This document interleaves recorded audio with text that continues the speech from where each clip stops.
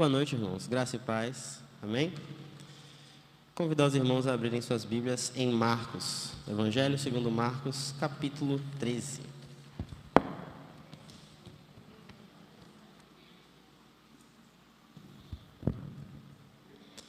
Evangelho de Marcos, capítulo 13.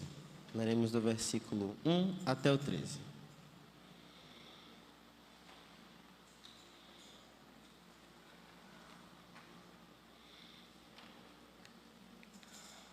Marcos, capítulo 13, do 1 ao 13, amém? Eu vi só um amém, está repreendido, misericórdia.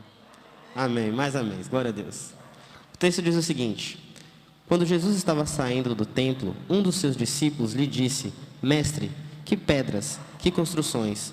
Mas Jesus respondeu: Você está vendo estas grandes construções? Não ficará aqui pedra sobre pedra que não seja derrubada. Jesus estava sentado no Monte das Oliveiras, diante do templo, quando Pedro, Tiago, João e André lhe perguntaram em particular: Diga-nos quando estas coisas vão acontecer e que sinal haverá quando todas elas estiverem para se cumprir. Então Jesus começou a dizer-lhes: Tenham cuidado para que ninguém os engane. Muitos virão em meu nome, dizendo: Sou eu, e enganarão a muitos. Quando vocês ouvirem falar de guerras e rumores de guerras, não se assustem. É necessário que isso aconteça, mas ainda não é o fim. Porque nação se levantará contra nação e reino contra reino. Haverá terremotos em vários lugares, e também fomes. Essas coisas são o princípio das dores. Estejam de sobreaviso, porque as pessoas os entregarão aos tribunais e sinagogas. Vocês serão açoitados e, por minha causa, serão levados à presença de governadores e reis, para lhes servir de testemunho. Mas é necessário que, primeiro, o evangelho seja pregado a todas as nações. Quando, pois, levarem vocês para os entregar, não se preocupem com o que irão dizer, mas digam o que lhes for concedido naquela hora. Porque não são vocês que estão falando, mas o Espírito Santo. O irmão entregará a vocês a morte, um irmão entregará a morte outro irmão, e o pai entregará o filho. Haverá filhos que se levantarão contra os seus pais e os matarão. Todos odiarão vocês por causa do meu nome. Aquele, porém, que ficar firme até o fim, esse será salvo. Amém. Oremos. Santo Deus e Pai, muito obrigado, Senhor, por mais um dia de vida. Muito obrigado, meu Deus, por mais um mês da juventude. Que o Senhor esteja nos abençoando nesse mês, que o Senhor esteja nos guiando e nos ajudando em todas as coisas, Pai. Que tudo corra para a honra e glória do Teu nome, Senhor. Te peço que a palavra aqui venha vir somente de Ti, que ela possa encontrar lugar nos nossos corações e que a gente possa pôr ela em prática, meu Deus. Muito obrigado por tudo que o Senhor tem feito, Pai. Em nome de Jesus, abençoa nosso culto. Amém. Bom, esse aqui é um dos sermões mais conhecidos de Jesus, é o sermão escatológico, conhecido dele, né? Também é chamado de o Sermão no Monte das Oliveiras, porque já tem o Sermão do Monte, aí esse aqui é o Sermão do Monte das Oliveiras, para a gente. E é onde Jesus vai narrar, basicamente, os acontecimentos do fim, né? Alguns vão chamar de escatologia, que é o estudo do fim das coisas. É aqui onde Jesus vai falar acerca do fim. Ele vai falar sobre os sinais do fim, né? As dores de parto. Ele vai falar mais para frente sobre a vinda dele mesmo, né? Que vai estar aqui como a vinda do Filho do Homem. Ele vai falar sobre como nós devemos permanecer no finalzinho do capítulo. E ele vai falar também a respeito da grande tribulação. Ele vai falar várias coisas desse capítulo. Hoje, a gente vai olhar para a seção inicial dele. E falando um pouco aqui acerca do contexto, né? Não vou tratar a passagem verso por verso, eu vou trabalhar ela de outra forma. O que acontece aqui basicamente é, Jesus e os seus discípulos estão andando, um dos discípulos chama a atenção do templo, eles estão saindo do templo, o discípulo chama a atenção para o templo era muito bonito, e Jesus disse que o templo ia ser devastado. Isso choca os discípulos porque eles são judeus, e na tradição judaica o templo faz parte da vida deles, né? Tipo, é como se arrancasse a Bíblia da gente, faz parte essencial da vida deles. Então Jesus diz, o templo vai acabar, ficou todo mundo com medo, eles chegam para Jesus, no particular, os quatro ali, João, Pedro, Tiago e André, e aí Jesus, qual é? O que é que vai acontecer, quando é que isso vai acontecer e o que é isso? Com um pouco de esperança ali no coração, eles pensam, deve ser o fim de todas as coisas, né? Deve ser o momento em que Jesus vai vir, vai restaurar tudo e vai dar tudo certo. Por isso que não vai ter mais templo, porque ele vai vir e vai estabelecer o reino dele. Enfim, Em seguida, Jesus fala a respeito dos sinais do fim dos tempos, que são 7 sinais. Esses sinais não significam que se está no fim dos tempos, mas que ele virá. Eles são as dores de parto.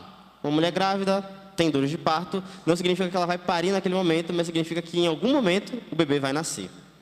E basicamente, esse é o resumo aqui do que é que a gente vai ver hoje. Bom, a gente vai falar um pouco agora sobre o templo. Em 1 Crônicas 28, 19, a gente vê que o próprio Deus, na verdade no capítulo todo de Crônicas 28, a gente vê que o próprio Deus estabelece como se daria a construção do templo. Ele diz para Davi que não vai ser Davi que vai construir o templo, e ele passa ali mais ou menos, ele inspira Davi para fazer uma planta acerca de como seria o templo. E ele passa essa planta para o seu filho, ele chama todo mundo e ele fala a respeito disso. O templo era essencial para os judeus. Ele era de extrema importância. E ele era a construção mais bela e majestosa, uma das construções mais belas e majestosas daquele momento. O primeiro templo ele foi destruído por volta do ano 700, e depois, no tempo de Neemias, a galera se juntou para reconstruir o templo. Ele não era tão grandioso e tão belo quanto foi o primeiro templo, mas ele ainda assim era uma construção majestosa que muitas pessoas admiravam. O historiador Flávio Joséfo, daquele tempo, ele fala que o templo era muito bonito. Mandaram eu falar devagar. Enfim, o Templo de Jerusalém era uma obra magnífica, era uma obra fantástica de se ver. Era uma coisa surreal, era uma coisa que fazia os seus olhos, meu Deus, que coisa incrível. Sei lá, eu nunca fui, mas imagina que você está na Torre Eiffel. A Torre Eiffel deve ser uma construção maravilhosa para ser um ponto turístico tão famoso assim da França. Então, vamos supor, Torre Eiffel, Torre de Pisa, esses lugares assim que todo mundo gostaria de ir, todo mundo gostaria de visitar. Esse era o Templo de Jerusalém. E ele era de uma importância extrema para os judeus, no sentido de seu relacionamento com Deus. Os judeus, naquele tempo, eles precisavam, por exemplo, de um sumo sacerdote. Eles precisavam que alguém fizesse expiação pelos pecados deles a Deus, para que os pecados fossem perdoados. E essa expiação era feita no templo. Ou seja, o templo fazia parte ali de tudo que eles precisavam para ter um relacionamento com Deus e para serem salvos. E Jesus olha para eles e diz: está vendo isso aqui? É o que ajuda vocês a ser salvos, né? Acabou. Vai cair, não vai restar aqui pedra sobre pedra. Não vai restar nada. E com isso, a gente tira a primeira lição da noite, que é a lição para a noite toda, que é para nós não nos apegarmos às coisas ao nosso redor. Não às coisas em si, mas às coisas deste mundo. Nós não devemos nos apegar, nos prender a nada que seja dessa terra, a nada que seja deste mundo. O nosso mundo, pela graça de Deus, é um mundo que ainda produz coisas boas, é um mundo que ainda produz coisas belas. Eu citei aqui 2 pontos turísticos que são muito bonitos, que são muito visitados. E é ok, muito bom que tenha lugares assim. O nosso mundo ainda tem um pouco de bondade nele, ainda tem algumas coisas que valem a pena nele. Mas nós não devemos nos apegar a essas poucas coisas.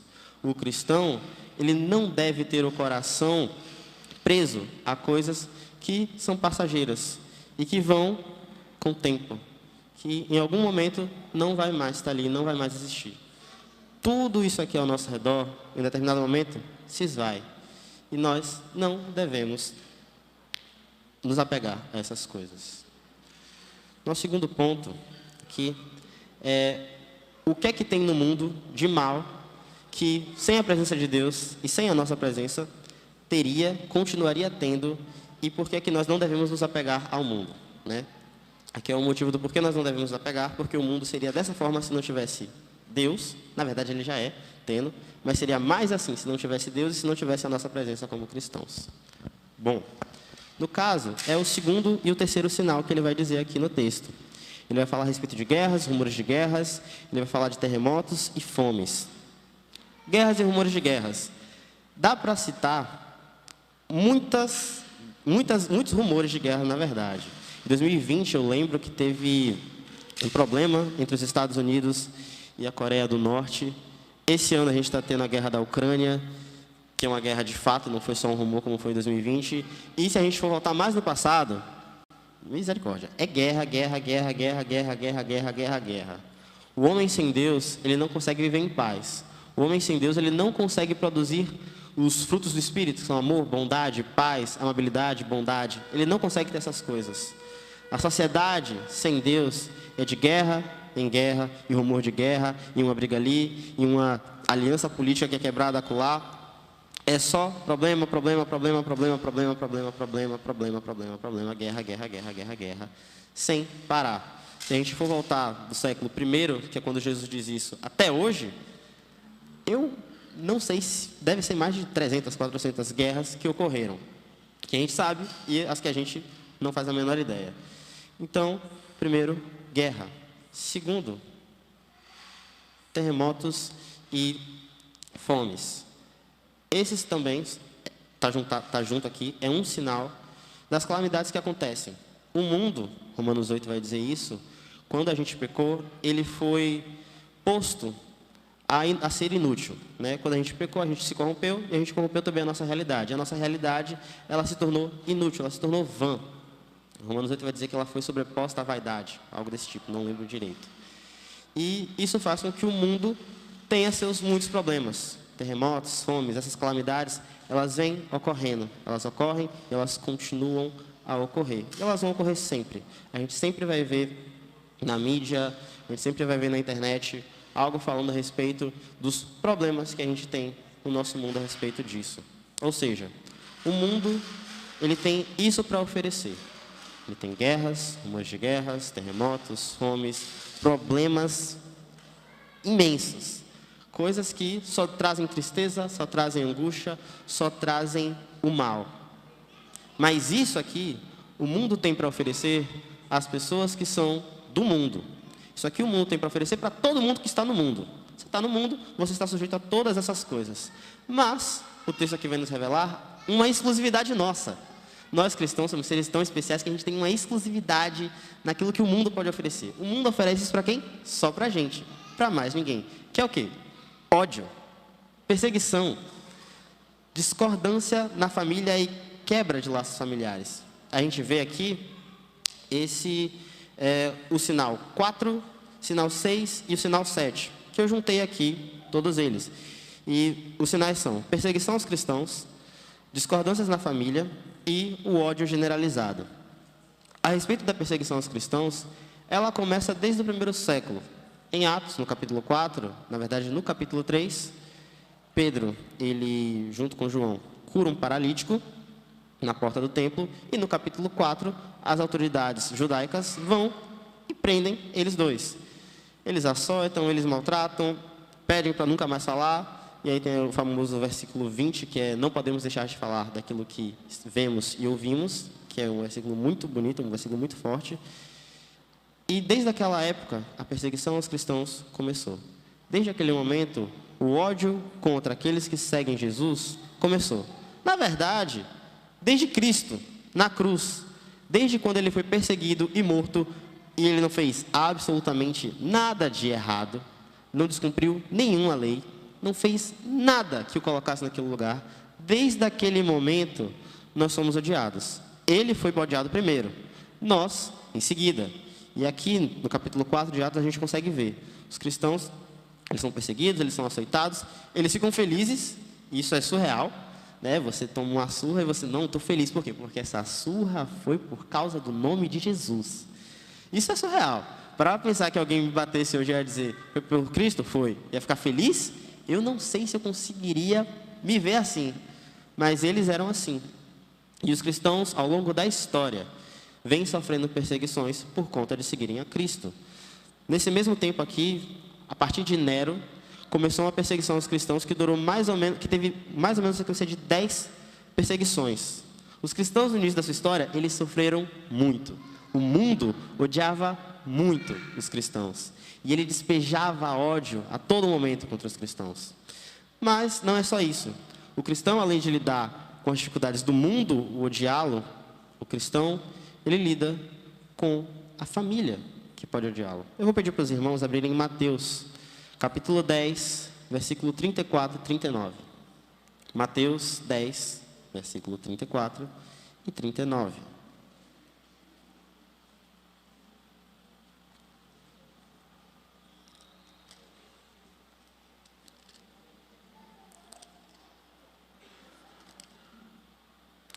Amém?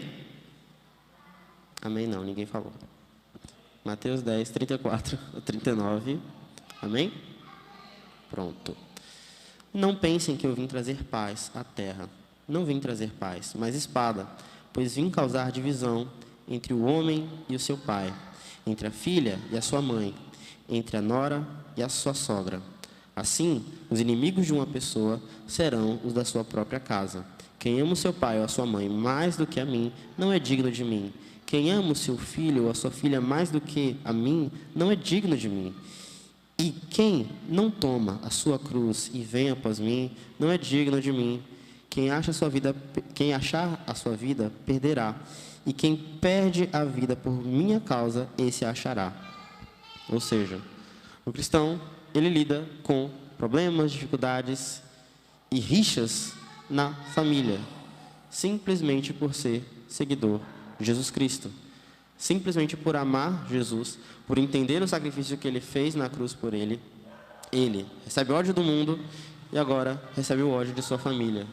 A família do cristão vai contra ele, a família do cristão pode entregar ele na prisão às autoridades simplesmente porque ele é cristão. Aí alguém pode dizer, mas Levi, isso não é realidade para a gente. Graças a Deus, né? A gente não é preso, a gente não é aceitado, a gente não acontece nada disso conosco por sermos cristãos. Amém. Mas ainda assim, existem algumas coisas que intrucam ali. Existem algumas famílias que a gente tem um cristão, e a gente pode saber isso aqui na igreja, pela nossa vida de igreja. A gente tem uma família que tem um cristão. E não rola uma perseguição, mas rola um bullying, digamos assim. Rola uma perturbação. Você não é crente? Rola um, fulano é chato, não pode fazer todas essas coisas. Por quê? Porque é crente. A gente não vive, graças a Deus, no pior contexto que a gente poderia viver. Mas a gente ainda assim vive num contexto não muito favorável. Porque somos cristãos. E a perseguição vai vir até nós. Em 1 Pedro, no capítulo 1, no versículo 7, Pedro vai dizer que as perseguições, elas são como fogo que purifica o ouro. Tira todas as impurezas do ouro e deixa ele lindo.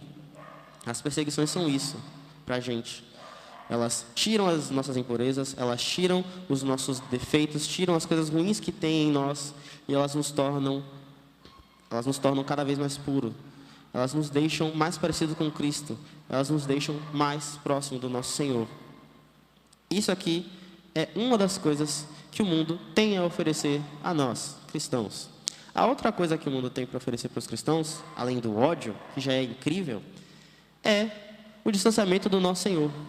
O mundo, e esse é o primeiro sinal que Jesus vai dar aqui em Marcos 13, o mundo ele nos dá falsos mestres.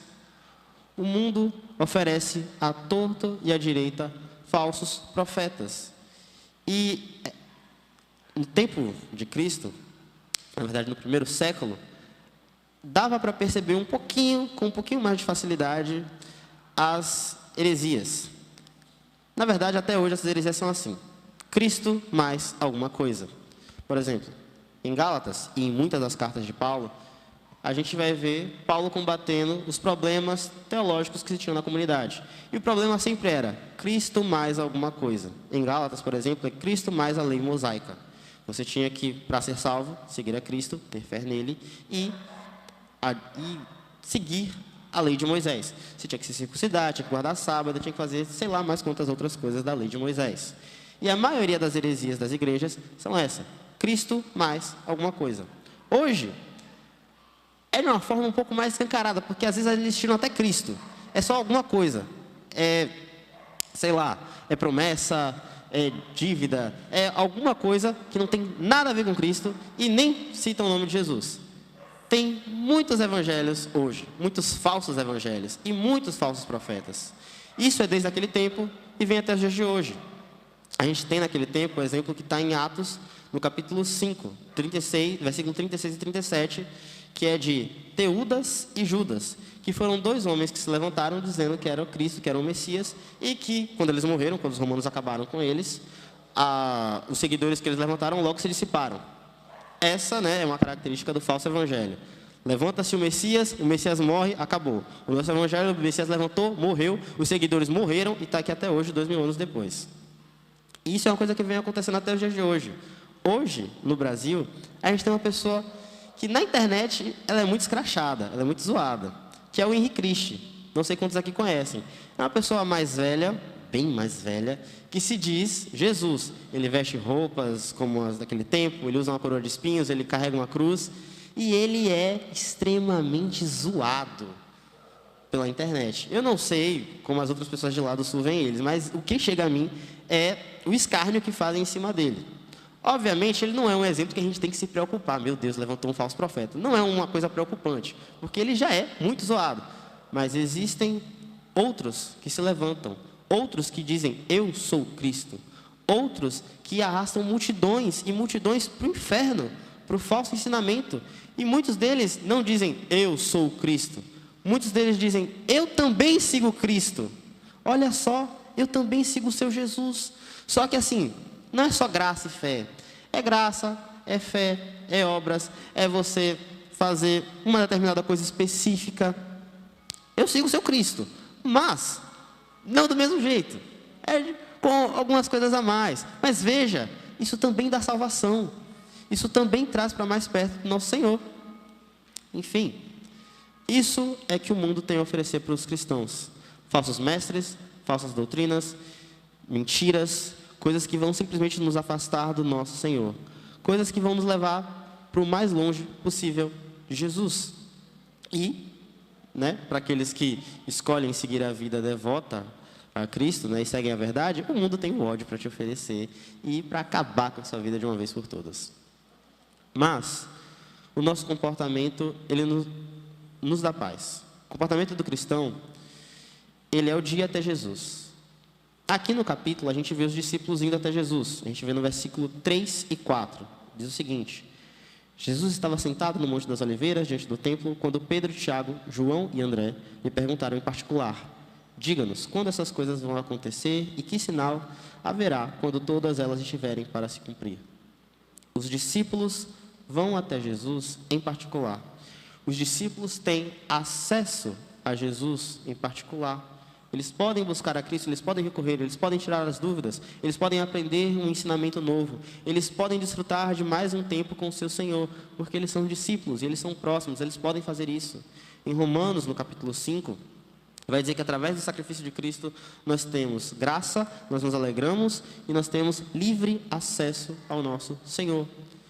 O cristão, ele tem livre acesso, nós temos livre acesso, podemos ir até nosso Senhor no momento que quisermos. Quando acabar essa reunião aqui, a gente vai orar. Quando a gente chegar em casa, eu não sei o que cada um aqui vai fazer em casa, mas podemos orar também. Quando formos dormir, a maioria tem esse costume. A gente pode orar também. Quando acordarmos, orar. E nas atividades do dia de amanhã, em todas elas, em algum momento, a gente pode estar separando um tempo para orar. A oração é um dos recursos fundamentais que Deus, que Cristo, nos deu e deixou para nós, para irmos até Ele, para buscarmos mais dEle, para nos alimentarmos mais dEle, para termos mais dEle em nós. Jesus, se a gente for ver nos evangelhos, Ele orava o tempo todo. Ele buscava sempre uma brecha, sempre um momento. Entre um milagre e outro ali, oração. A gente tem a multiplicação dos pães e dos peixes. Os discípulos pegam o barco, vão para o mar. Jesus, opa, daqui a pouco eu chego lá, vou orar. Jesus buscava o tempo todo manter-se em oração, manter-se conectado com Deus. Ele sempre queria estar indo até Deus. E nós hoje devemos ter o mesmo intuito. Devemos sempre querer ir até Deus. Devemos sempre querer orar. Muitas vezes, a gente pode desanimar. Na verdade, a gente passa por duas fases. Eu, não sei vocês, mas eu passo por duas fases. A fase muito animado, a fase muito desanimado. Oro muito, leio muito, busco muito, peço muito, estou colado com Deus. Aí tem a outra fase, que é: quem é Deus? Cadê Deus? Como é que fala com Deus mesmo? Começa como? Pai Nosso? É assim mesmo? Começa? Não sei, não lembro. A gente passa por essa volatilidade. Nós temos duas naturezas, uma santa, uma pecaminosa, e a gente passa por esse problema de em algum momento a gente está buscando muito, isso é maravilhoso, e no outro a gente está buscando nada, isso é terrível. Mas até nos momentos de desânimo, Deus, Ele toca no nosso coração. O Espírito fala conosco para irmos até Ele. Nós temos a oração, e a oração é uma das ferramentas fundamentais. O Spurgeon diria que seria a ferramenta fundamental. Ele diria que me dê uma pessoa orando, eu prefiro uma pessoa orando do que 10 pregando, dizia ele. Discordo um pouco, mas ele demonstra o quanto a oração é essencial nas nossas vidas. A oração é algo que não pode faltar. E que se tiver em falta, significa que a gente está se afastando de Deus, que a gente pode até estar falecendo espiritualmente. Quinto sinal, no caso, uma coisa que nós devemos estar fazendo durante o tempo do fim, que é um dos sinais do fim, é a pregação por todo mundo, né? No caso aqui, a maioria dos sinais são de tragédias, guerras, fomes, terremotos, perseguição, ódio, brigas na família. E um dos sinais, o quinto sinal que vai ser apresentado aí no versículo 10, é um sinal bom. É um sinal de que o evangelho vai ser pregue a todo mundo. Todas as pessoas do mundo, não todas as pessoas, mas o mundo inteiro, todo o globo, vai ser evangelizado. Todos vão ouvir da palavra de Deus. Isso é bom, isso é maravilhoso de se ler. Só tem um problema, isso não vai ser a tarefa mais fácil do mundo, porque enquanto a gente vai estar fazendo isso, nós estaremos sendo perseguidos e odiados. É uma coisa que a gente tem que lembrar. A gente vai realizar essa maravilhosa obra? Vamos, mas vamos realizar ela enquanto sofremos, enquanto padecemos, enquanto nos jogam pedra, enquanto tentam nos matar, enquanto buscam acabar com as nossas vidas. Mas isso, ainda assim, pode nos dar esperança. Cristo está profetizando aqui que a palavra dele vai ser pregue a todo o mundo. Obviamente, talvez a gente não chegue nesse momento em que a palavra foi pregue a todo mundo, mas isso dá esperança, porque nós sabemos que o mundo vai ouvir, todo mundo vai ouvir a palavra. Então, a gente vai. Eu cheguei até 2 quilômetros. O outro, depois de mim, chega até 4, e assim por diante. O outro chega até 6. Isso nos dá esperança, isso nos motiva. Em meio à perseguição, em meio à tribulação, em meio aos sofrimentos, a gente não passa muito isso, mas missionários passam. Estava conversando com o André domingo, e ele me falou que aqui no Brasil a gente realmente não tem um contexto de perseguição, mas em alguns locais muito específicos, os cristãos no Brasil são perseguidos. E se missionários entram, por exemplo, eles tomam uma sova. Eles apanham muito.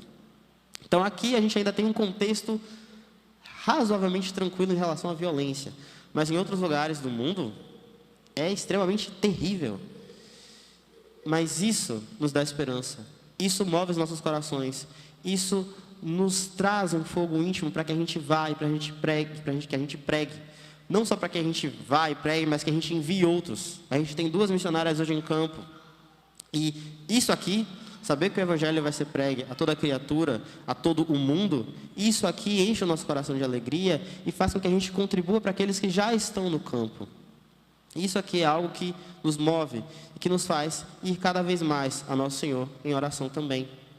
E por fim, Jesus, ele termina isso aqui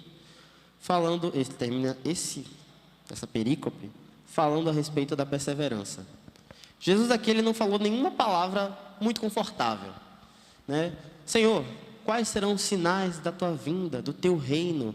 E por que o templo vai acabar? Primeiro, Jesus não disse que quando o templo acabar, o reino vai ser estabelecido. Não. Ou seja, coisa ruim, o templo vai acabar. E em seguida, perseguição, morte, ódio, guerras, terremotos, fome. Só coisa ruim. Uma coisa boa. O quê? O evangelho vai ser pregado. Mas como? Com perseguição, morte, sofrimento e dor. Mas Jesus ele dá uma última palavra de ânimo.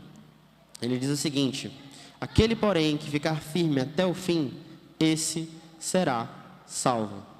Aquele que permanecer, aquele que perseverar, aquele que suportar tudo em nome de Jesus, aquele que o amar com todas as forças e seguir firme no seu caminho, mesmo com toda a dor e com todo o sofrimento, esse será salvo, esse alcançará a salvação. E a gente tem um exemplo na Bíblia a respeito disso. A gente tem em Apocalipse, no capítulo 1, a gente consegue saber ali mais ou menos o contexto de João. Ele está preso na ilha de Patmos e ele está lá mais ou menos na década de 90, preso. João é um velhinho já. Ele já é um homem de muita idade. E ele está preso, mantido ali fazendo trabalhos escravos. E o evangelho, ele está, nessa época, sendo perseguido, está indo de muito mal a muito pior. Está uma coisa tenebrosa, está uma coisa terrível. Heresias estão surgindo por todos os lugares e está todo mundo com muito medo, com muito pavor. E João está lá. João está preso, João não está podendo fazer nada pela igreja.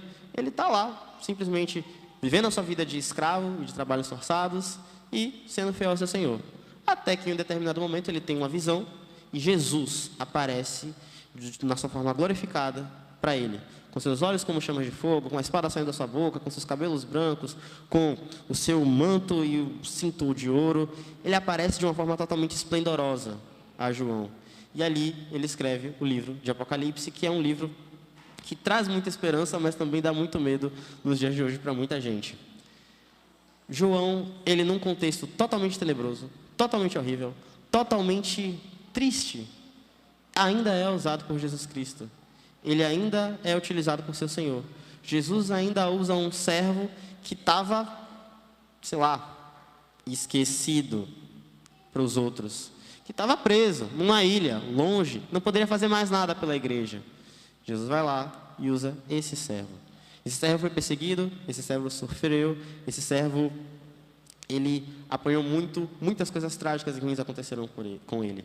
Ele passou por maus bocados e ele viu aquilo que ele sangrou muito, que é a igreja, decaindo bastante. Mas ele ainda assim permaneceu firme, ele ainda assim continuou olhando para Jesus. E Jesus foi até ele e Jesus o utilizou mais uma vez para a edificação da igreja. Esse deve ser o nosso posicionamento. Essa deve ser a nossa vida. Nós devemos buscar a Cristo em meio a todas as coisas.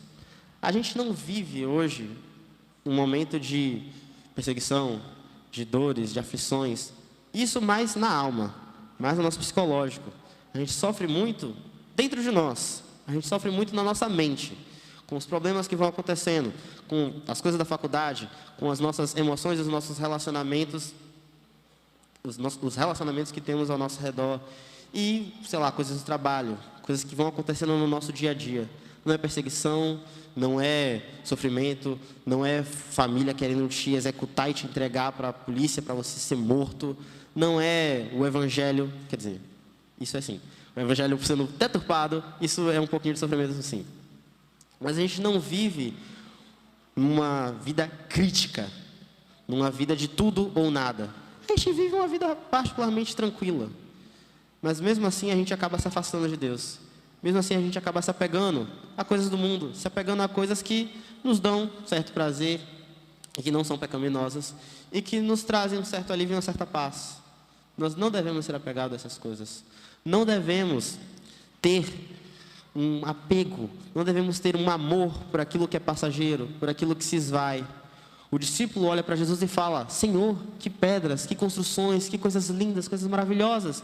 Jesus diz: vai acabar, não vai restar pedra sobre pedra, vai ser tudo derrubado. Tudo isso aí passa. A única coisa hoje que sobra do templo de Jerusalém é o Muro das Lamentações.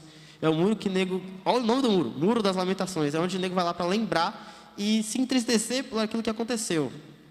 Os judeus, a gente vai lá só para o ponto turístico mesmo. Mas enfim, todas as coisas passam. Tudo é passageiro, tudo é vão. Nós não devemos nos apegar às coisas daqui. Nós não devemos deixar com que as coisas daqui tenham nosso maior interesse. Devemos olhar para Cristo, devemos buscar Cristo, devemos ir até Cristo. Devemos manter um relacionamento com Jesus através das nossas orações. Devemos manter um relacionamento com Jesus através da pregação do Evangelho. Devemos buscá-lo incessantemente, devemos amá-lo, devemos querer cada vez mais Ele. Ele deve ser o centro e o foco da nossa vida. Precisamos buscá-lo, precisamos amá-lo, precisamos servi-lo cada vez mais. Precisamos viver única e somente para Ele. Amém? Gostaria de chamar aqui o Ministério de Louvor.